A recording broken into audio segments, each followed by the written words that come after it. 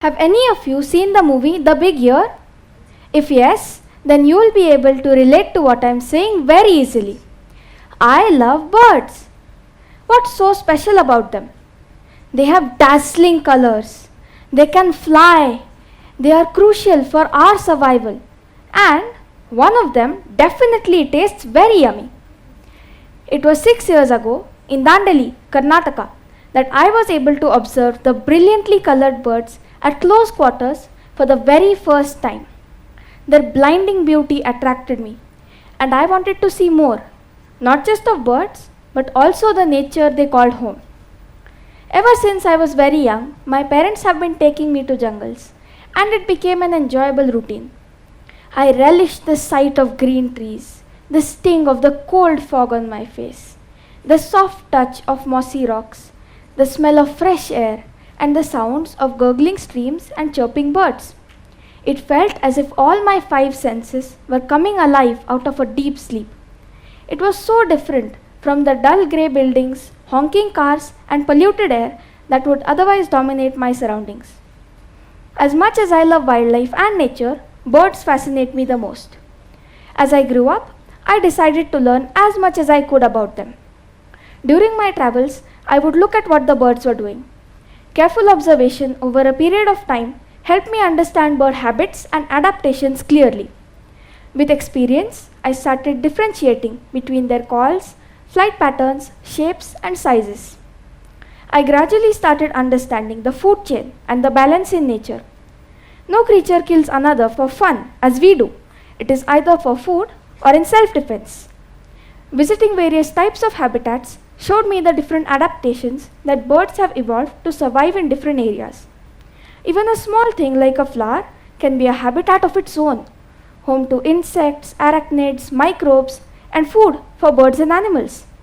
A certificate course in basic ornithology gave me an insight into other aspects of birds, such as anatomy and nomenclature. I would wait impatiently for the next birding trip my parents would take me to. When on a trip, no extra comforts mattered. All I needed was time to go birding. Traveling taught me to adjust to whatever circumstance I was left facing. Exploring lesser known areas helped me appreciate new cultures.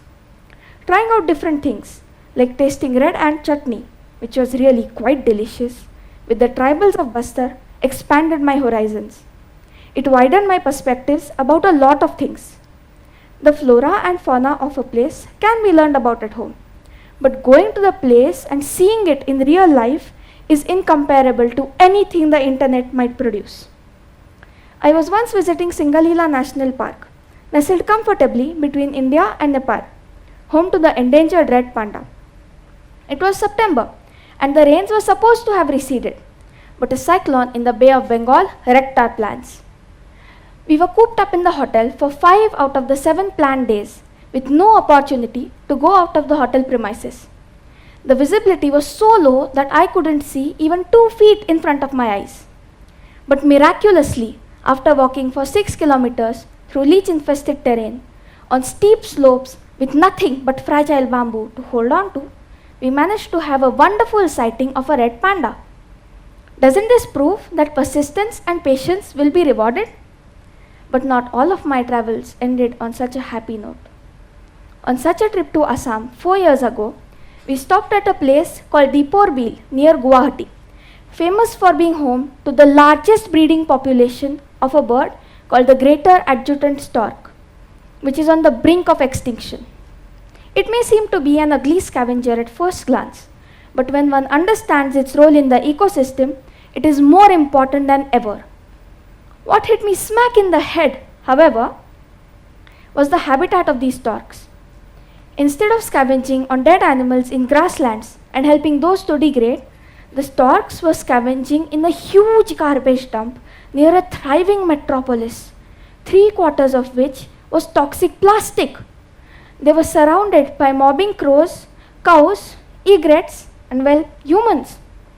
Due to their dwindling population, even a small disease transmitted through this habitat could result in mass extinction. I just couldn't believe my eyes. While traveling in the Annamalai Hills, Tamil Nadu, a few months later, we stopped to look at an animal called the lion-tailed macaque.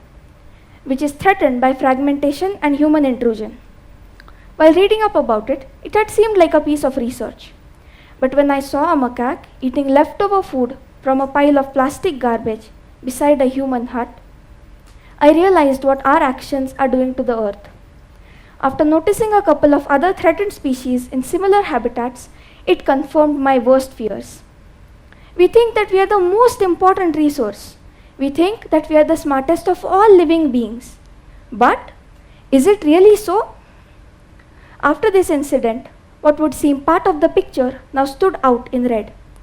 Pollution, global warming, and climate change did not remain words from a science textbook anymore.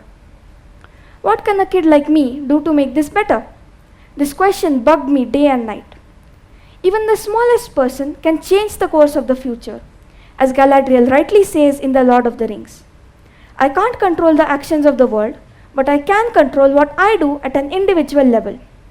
I must decide whether I want to be part of the problem or the solution. Sitting on the fence is just not going to work anymore.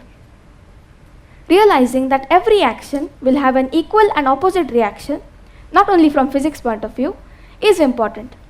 A small, seemingly insignificant action of mine can wreck the world. Now just imagine that you are walking on the beach eating a chocolate wrapped in plastic. After relishing the chocolate, you throw the wrapper in the sea. What's wrong with that? It's such a tiny wrapper, isn't it? No. Sea creatures or water birds end up eating that plastic. But what's worse is that they may be caught, fried, and served to you when you head back to the hotel for dinner. A similar chain of events takes place when the wrapper is thrown on the ground in a city. Throwing any piece of garbage away can end up killing a creature. This comic shows a few commonplace objects like plastic bottles or styrofoam boxes which, when thrown into the sea, replace the apex predators. The plastic looks like fish to birds and predators, and they end up choking on it. This albatross was found dead on the beach, its stomach bursting with plastic items such as syringes and bottle caps. Isn't it horrible? But being mindful of such small things can have an extraordinary effect. The recent coronavirus might be nature's attempt of revenge. And yes, it certainly was working until we started using disposable masks. The mounds of garbage that nature had finally managed to reduce were now growing again, this time with masks, face shields, and PPE suits. I use cotton masks that I stitch at home with leftover cloth. These masks are washable, and thus the circle of the 3 R's is complete. A few other items notorious for soil, air, groundwater, and water pollution, as well as wastage of energy and water, are clothes and toothbrushes. I use t-shirts made of recycled cotton to prevent water wastage. We all throw away our toothbrush after using it for 4 to 5 months. What's the big deal? It's just one toothbrush, isn't it? Well, 8 billion people on the earth said the very same thing. I use bamboo toothbrushes which are completely biodegradable. I can simply plant it in my garden after using it. Every year in Diwali, we all buy lanterns and diyas. These days, plastic lanterns are getting more popular. To reduce my plastic usage, I made origami lanterns and candle holders at home with the techniques that we were taught in school. It was much more fun than spending hours in shops choosing which ones to buy. Another thing I do is simply stop consuming products that are harmful to nature. After getting to know the impact of using foaming shampoos on the river ecosystem, I shifted to traditional Indian shikekai and rita, both plant-based powders. To peacefully protest against the clearing of vital habitats for endangered and endemic species such as the orangutan and helmeted hornbill in Borneo, I refuse to use products that contain palm oil. The palm oil monoculture is fast depleting not only Borneo's but even India's biodiverse forests. To make matters worse, the oil extracted is masked under more than 20 names. So every time I buy a product, I must cross-check whether it contains this oil. I discovered that brands of foods I immensely loved, such as chips and biscuits, contain this oil. It was difficult giving up eating them and looking for local brands that don't use palm oil. But the earth is more important than my selfish desires. When I am in nature, I try to cause minimal harm to it.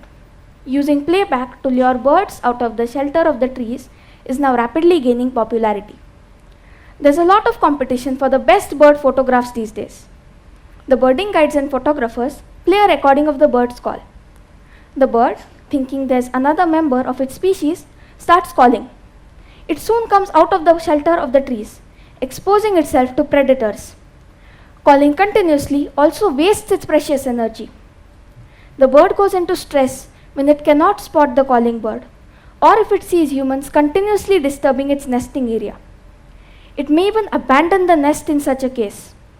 Hence, following the ethics of birding are a major step towards conservation.